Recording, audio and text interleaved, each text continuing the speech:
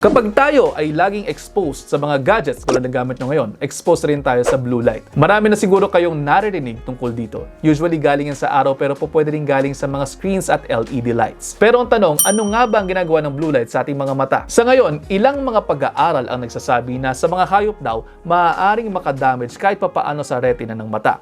Pero sinasabi naman ng mga ophthalmologists na maliit lamang na pruweba ito. Pero wala pa kasi talagang long-term studies na naisasagawa para masukat kung ano ba talaga ang nagagawa ng blue light sa ating mga mata over time. Pero ganun pa man, mainam na nag-iingat pa rin dito lalo na sa paggamit ng mga gadgets natin, hindi man dahil sa pagkasira ng mata dahil sa blue light pero dahil din sa eye strain. Pwede kasing mag-dry ang mata, manakit ang mata o mapagod dahil sa lagi nakatingin at gumagamit ng mga screens. Meron din namang sinasabi na pwede daw makadisrupt ng pagtulog ang blue light mula sa mga gadgets at ito ay pwedeng magdulot ng problema sa pagtulog ninyo, kaya naman pahinga ang kinakailangan every now and then kung tayo ay parating gumagamit ng mga gadget tulad ng mga hawak ninyo kung saan nyo ko pinapanood.